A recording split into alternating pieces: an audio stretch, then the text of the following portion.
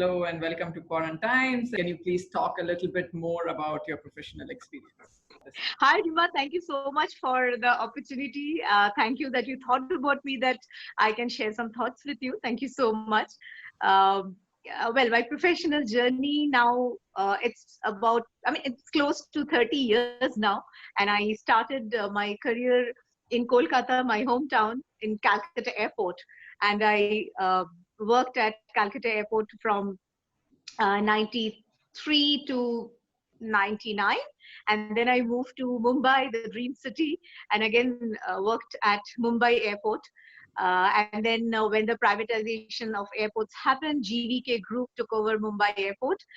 So that's the time I moved from Airports Authority of India, which was my parent company then, a government, it was a PSU, to the private sector, the private sector world with GVK.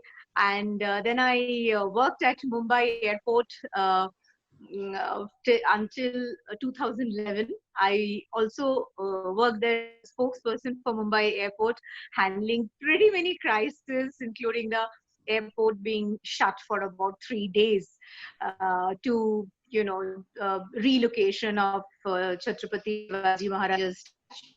And there were other Mumbai with all the crisis happening during monsoon, the closures and everything.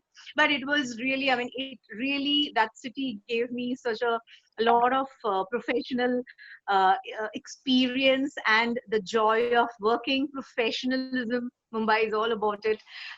So I enjoyed every bit of it. And then from Mumbai, I was picked up by GMR Group, again a Andhra-based company, and I came to Hyderabad. That's in 2011 September. I relocated to Hyderabad, and I was working as the head corporate communication for Hyderabad Airport.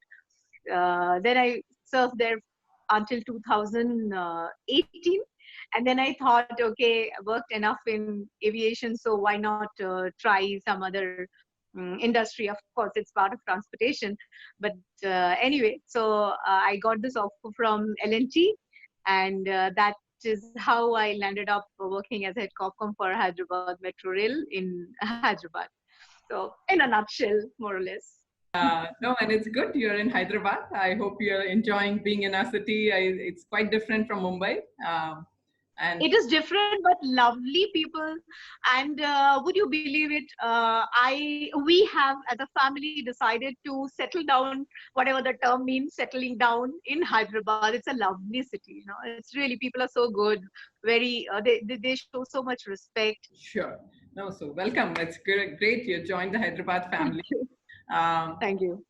So the whole conversation of ours today will focus on the coronavirus, the lockdown that happened because of it, as well as the coming out of lockdown, right? So maybe we can begin by talking a little bit about more what you are seeing from the challenges that the pandemic has provided for your industry, as well as some of the measures that businesses have taken to limit the impact, and specifically if you could talk about what your organization has done to limit the impact of the pandemic and the lockdown on your business.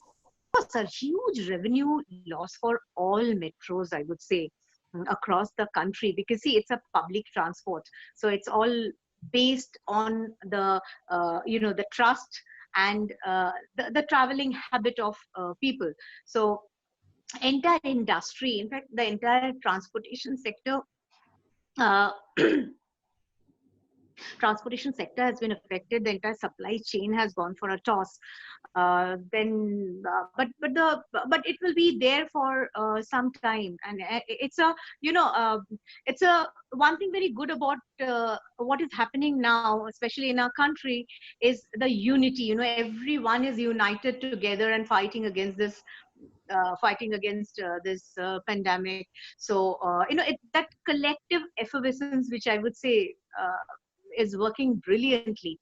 But what is impacting is, other than the revenue loss, I'll also expand maybe a little more later, detachment with our valued commuters, because they are our bread and butter. They are the main stakeholders. So it's a long time to gain the goodwill of people, to convince people to travel by metro. And I would say, I'm sure you will agree with me that Hyderabad is a city where a lot of plush luxury cars are there. So to convince people to travel by metro is difficult. It's not very easy, trust me. Sure. I have stayed in Mumbai also. I have seen people are more used to public commute, public transport, but not here. So from there, we slowly, since 2017 November, when Metro started its operations, from there we have been, trying to educate people of the benefits of traveling in metro. So in state, in money, stay, safety, comfort, convenience. Saving on carbon footprint. Many of our stations are LEED certified. So that happened. So this detachment again is becoming little of a concern for us, how to bring back things to normalcy. Uncertainty over when things will get normal, and depending on how quickly the curve can be flattened, so that people again get used to sort of a normal life as countries across the world move towards that stay at home approach. So, and one of the major casualties is public transport sector for sure. Transport is demand on to be mobile. It's a mobility, so which means that people and goods don't use just for sake of it, but for what it produces. So these are the things we have in mind. In fact, Indian Railways, I was just reading that it operates around close to 9,000 goods trains and 15,000 passenger trains. All are halted. Can you just believe it? So operations of metro rail and inter and intracity buses have stopped across the country. I'm talking about the industry as a whole. Sure. All other transport modes in the country, barring few essential services, of course, but you can't think of a revenue model from there. Then other than metros, buses, radio cabs, aggregators, everyone is suffering, and they can be a very touchwood, God forbid, but major careers of the virus, because we know that during rush hours, peak hours, how tight packed people travel. So that those are really a bit of concern, where again when people will start uh, thinking, gaining the confidence that yes, again we can travel by public transport. This is one. And when we are talking about the revenue, well, uh, even if the metros and other transports, they are not operating, but the operating expenditures, they are there, of maintenance, sanitization, cleaning, upkeep. So what happens is, they become an additional burden, but you cannot do away with them. You have to do it. So that is again additional financial burden on all the transport companies. And even a decline in travel demand due to the behavioral change of individual is what is again concerning us. We are not sure really whether there has been a behavioral change in people, that we know that is happening. So whether people will really think of again going back to the public commute as they used to. So we really don't know when the revenue will live back to normalcy. No, I agree. And one of the things is that, I remember my husband and daughter used to actually take the metro to go for cricket games, right? So Uppal, it's quite far, and it was so convenient to just take the metro. And I feel now that, some of these big sports or big gathering events are also going to be reduced, at least in the near future. It will probably have an impact on the ridership, right? You mentioned that the big piece is building that trust back with your commuters, with your community customers. Can you talk about, maybe specific steps that you are taking so that when the lockdown opens up or is reduced, how do we encourage people to come back? And maybe even talk about some things that you might have seen in other countries, right? We are seeing slowly other countries are opening up. UK also talked about opening up their public transport, and there are certain safety precautions that they've taken. So could you talk about what you are thinking from Hyderabad Metro? Whenever the Sunrisers match happened, the metro, we had a big positive revenue impact for us. So this again, I'm really, I don't know how we are going to overcome this. Then schools, colleges, we have a major chunk of travelers who are other than the IT crowd or other office goers, students. So the schools and colleges, everything shut. So we are trying all measures, different measures. First of all, to limit the impact on the business. These are, I mean, in this extraordinary times across the world, this will happen. So not an easy phase, but hopefully temporary, which I can say. So people understand. People will understand. This is for sure. That because it's happening everywhere. So all departments are working on cost saving. That is, when you cannot, earn revenue, the first and the foremost thing you should do is to cut cost Yeah, at all preserve cash, corners. right? Yes, because the liquidity also after a point of time can be a problem. So the cost saving and exploring different revenue generation plans are being done to burden the laws, then trying to be in touch with stakeholders, whether it's commuters, it's partners, employees, vendors, which are, I mean, they are the integral part of you. Otherwise, you cannot work in silos. It's a teamwork. So sending assuring messages that we are all ready to come back. Test runs are on for metros regularly, and even DMRC Delhi and every metro, they are running their trains on test runs, trial runs continuously. One thing when you spoke about abroad, see what happens is there is a bit of a lack of consciousness in us, wearing masks to the sense of hygiene, which should be our culture now, a habit, which lacks to some extent. Even if you see the I've just before the lockdown, I went to Hong Kong, and also even other tube rails and metros or elevated rails, wherever in other countries I have seen, people are still disciplined. Like people let you come out, I mean, and then they get into the train. So this is just small an example, but here, because of the huge rush and the maybe time constraint, uh, the consciousness of the discipline uh, lacks to some extent. So that is something is concerning us. So maybe it will be very easy to do it in abroad, do it in other countries. Maybe it will take little time, but the beauty is that at present people have become so conscious about everything. I'm sure they will adhere to it. So we hope to start the metro as soon as possible across. We are just waiting for the government nod. So strategic plans to resume operations with all state safety measures intact, like how the sitting will be in the trains, and how I mean, how many people at one time we are going to allow in the station. So those are the measures we are planning the strategies on. We are very much there, continuously doing the fumigation, the sanitization, everything is there. Main focus, of course, is the health and safety of our commuters.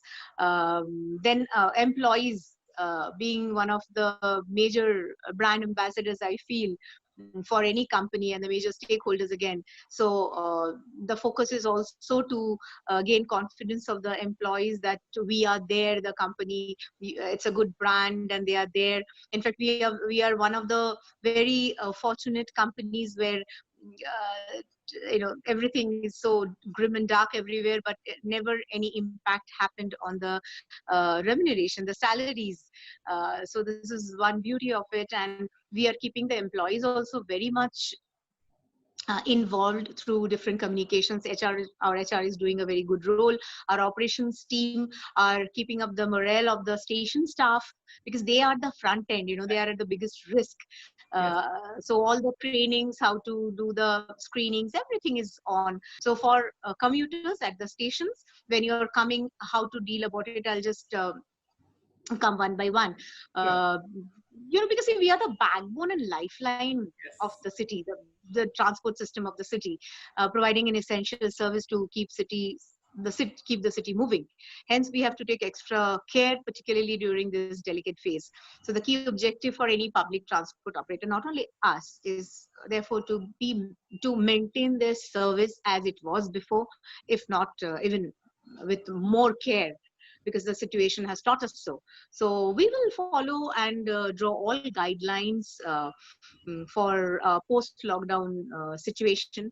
Then the assurance through different communication. Communication is very important in this stage. Through different social media, people are now all glued to social media. So through social media, we are doing a lot of activities to say that we are there. The do's and don'ts, which are under the WHO guidelines, and then different engagement strategies we are carrying out through our website and social mediums, different social media channels, different handles. And we have to assure our commuters that Hyderabad Metro, whenever it's opening, which we are optimistic about to open very soon, will be the safest mode of travel. Hyderabad Metro also will mandate all passengers to use the T Savari app, which we have, and record their presence in Metro. Of course, again, the Aragya Setu app to be more safe.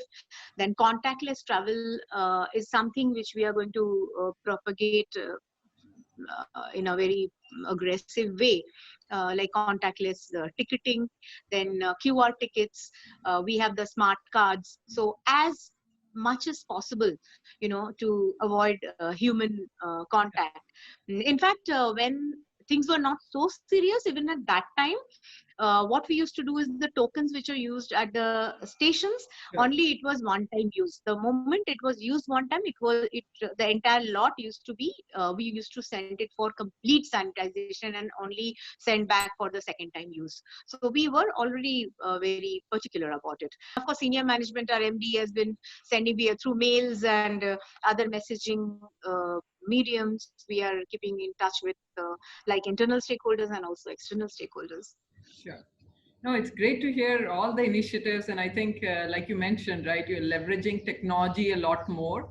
And maybe Yes, part of what you said was that, although you were already doing some of the technology implementations, it's just accelerated the absolutely, adoption of it. And I think linking it absolutely, to different absolutely. other apps. And I think this whole Yes, concept yes, of absolutely. contactless, right, to travel is key. And I think that will give people the trust in the safety, and also right in terms of becoming more comfortable with the travel itself. um, Right. I think the challenge in India is always managing the crowd. So I think, like you said, right, you limit the number of people that come into the station, and maybe train the staff to make sure the physical distancing happens and is actively followed. Will be one of the challenges, but hopefully you're used to those challenges and handling of crowds. So I think it's great to hear. And I think, like, the last point that I really liked was that, I think maybe it's time to build. People are becoming more environmentally conscious. I think part of the lockdown has gotten us all to reflect. And I think we see the change in the nature, right? Because humans are now confined to homes. So you see many cities posting how clean their rivers are, how clean the environment is. In Delhi, especially, the pollution has reduced immensely. And I think maybe that's part of the messaging that you leverage to saying, hey, what is the value of this public transport, and how they can continue to enjoy the environment by leveraging the public transport. Rima, earlier in many schools and colleges, of course, we didn't had it for our, ICSE. There was a subject of hygiene and what used to be, yeah, something like that. So I think, those moral science, the Yes. hygiene, the home science, those subjects, I think, I know those become very Yeah. obsolete, but I think there is, it's time that we get them all back, because the sense of hygiene still, you will particularly see people spitting where it is written, please don't spit. And yeah, so I think those things should be brought back in our curriculum. I honestly feel so. And I'm 100% in sync with you on too. I remember moral science was a big subject when I was growing up. Sadly, it doesn't exist for my daughter. And, uh, Yes, yes. yes, totally agree. So maybe building on this, one of the areas that is very interesting to me is this corporate communication, right? So could you talk a little bit about the different strategies you have engaged for different stakeholders? You mentioned that, your corporate leadership team is also very actively engaged in communicating. So could you talk overall, what is your strategy and how you're reaching out to different stakeholders of your organization, be it customers, be it employees, and so on? Yeah, particularly, during crisis situation, is that, when you realize the importance of a strong communication plan, that it has to be there, and the communication protocol, how it has to be maintained. The key aspect which we keep in mind is to being transparent as a company, and speaking the same language as the other spokespeople do across the group. I mean, like here, what MD is saying, we all as employees, we should speak the same language, be on the same page, and you know the the credibility building is very important. So even if isn't any crisis situation, but so the credibility building should be done. It's a very consistent and continuous process. You have to build up a community, so if anything, god forbid, goes wrong, people understand you, they realize it's a credible company. Something can go wrong, nothing bad about it. So that confidence, like now employees, we have a huge confidence we have developed in our company. Our company has donated 150 crores to PM relief fund. We have given a huge amount. We have spent on, I would say it's a very kind gesture from our group, to huge in providing masks and gloves and other things, PPE for people. So and in spite of that, none of our salary by any means has been affected. So this is the confidence employee built towards the company. The vendors, in spite of this lockdown, work from home kept on happening for every department, and our finance department so beautifully, they without any, you see, it could have been a very easy excuse, saying that things are not working, we cannot do, but they went on clearing the bills, which the vendors, they get a huge confidence, the credibility of the company. So these things, of course, are, as a crisis communicator, should be addressed by the entire organization. As HR will do their bit, finance will do their bit, we should do our bit, every department. Of course, virtual is the new normal, so at least some time to come. So invest in a few tools that enable this. That is also something we have to think. We have to be more crisis ready. So there's always a business continuity plan in any operating assets. So that business continuity plan maybe has to be revised. We are doing it and adhere to it. So it could be any medium, to be that matter.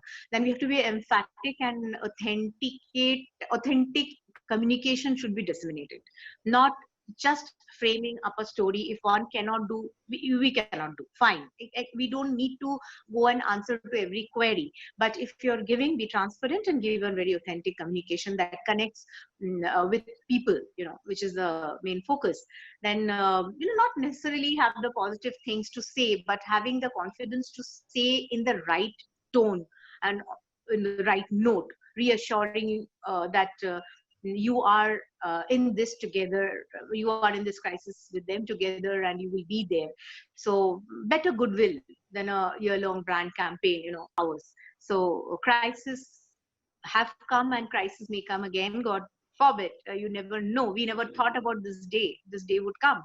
So those strategies should be in place, and the good intent should be there always. Right. And be proactive. One thing in crisis is, another thing which I missed out is, one has to be very proactive, form a task force, which is very important. We have also done here in our office. There is a the task force, where it's a centralized communication with the team with members, with the core departments, mainly operations. Our operations people are really doing a very good. Thank you for sharing those insights. I think very, very important lessons for all our listeners. I think what you mentioned about being authentic, right? Being assuring, but not giving false hope. Making your leadership visible so that the messaging is there and saying that, hey, we are here, we are all in this together. And the last thing that you mentioned is it has to be timely, and maybe you create a task force because there are so many different stakeholders that you need to address, and you need to make sure the information, consistent information, goes out to everyone and in a timely fashion. So I think very, very important insights, and I hope other listeners can adopt it within their own organizations. I think moving on, one of the things that we've all been hearing is like work from home, and you also mentioned a little bit that's becoming the new norm. Some of this shift has been enabled through technology, right? But what I find is like technology was there even before. Part of it is the mind shift that leadership needs to have. Maybe part of it is the trust in your workforce. And part of it could be that now we'll have a lot more workforce productivity tools that are available to us to make sure that HR feels comfortable and there is a little bit more of that trust building between the employees and management. Could you talk a little bit more from your organization, and as you yourself have worked from home, what have you seen? What are the challenges you have faced? And again, I think one more perspective that I would love for you to add is from your gender perspective, right? I mean, generally, women do face a challenge of work. And I think with this lockdown, we have had a double challenge of not having house help. So have been able to do multiple tasks. And on top of it, to be able to get into meetings, to be able to continue work. Maybe if you could talk a little bit about what you have faced and maybe what things you would like to propose as we move forward in this journey. Yeah, I mean, yes, I mean the work from home has been unexpectedly, I would say, successful. We never thought that we can really continue doing I would say maximum amount of volume of work, even being at home. Of course, not every department can do the operations people. They have to be on the ground. So those things cannot be done from home. But other than that, the departments who are working from home, at least in our organization, did a fantastic job. As I said, everyone to get the buy-in of the stakeholders. Everything was trying to be done as much as possible in order, on time. Yes, one thing I would say is the atmosphere, the professional environment which you get in office, that too, and I mean you don't get that in home, no matter how much you shut yourself in a room and work. But since there are no other helps at home, so you tend to get distracted. But then yes, technology has played a major role here, and also the communication thread should never be broken. This is the time when employees should be felt that they are important for the organization. Okay, if you just leave the employees that okay, it's okay if you're at home, it's not very important for you to come to office, so that can affect negatively to that employee psychologically. So this is the time, like how I have my regular con call with my team members, taking a stock of what's happening, being abreast with whatever is happening in the company, so we can develop the strategies and be there. So when we resume work on 8, it won't be completely that we are in the ocean lost everywhere. We are there. That is the beauty of our organization, which we have been doing, and this will be the new normal. In fact, if for cost saving, many organizations, they were encouraging on VCs to cut the cost for travel. So we were already doing it. Now it would be more. So many people and business will become accustomed to working from home now. And business, even for us, though we are resuming office, but there are certain relaxations which are given to women and elderly employees. So business will become more virtual and geographically fragmented for sure. And more working from home will mean less automotive traffic to some energy, less energy consumed, more bits and bytes transmitted, more time spent with families, uh, a greater need for home offices. Those things should be the new trend. Question to you was, this lockdown period has been a time for reflection, although it is a crisis, both humanitarian as well as economic. It's also, we've seen many silver linings, right, among this dark cloud. Could you talk about some of the positive things that have influenced you, as well as the things that have changed your perspective on life? uh, I the family bonding, I would say it's not that the bonding is not there, but you never got so much of time as your life went on, from student to a married woman to a mother to a professional woman or a housewife. So and your son's going out to study, maybe your husband goes for different tours of tours, and of course the late meetings. It was just a running in life, to be very honest. We all run, actually. Where do we give a pause to our life and be together? Maybe maximum quality time, I think. I was just wondering that before this COVID, when we used to say how do you spend quality time, so we eat dinner, we dine together. So that is the maximum one could do in the busy life. So I think this family bonding, of course, is not the something which should be always go on, but this is really I think taught us how to be together, coexist, uh, be more tolerant. I think we've become more tolerant and patient. And then we also, I think, learn how to give each one space, because being together always is also not a very healthy thing. You don't yourself, you to yourself. So you don't so this is the time where we have understood all this. And of course, as I said, that unity in the country and this collective effervescence, this is really working amazing. Everyone is speaking the same language, irrespective of the political affiliation or anything. And the self introspection which we do now, we are getting time to do. And also reading, many people are they have got into their reading habits, their old hobbies. That is something very beautiful. uh, I was an Odissi dancer, not a professional one, but a serious one. So, Yeah. again, I have just thought that, okay, let me start it again.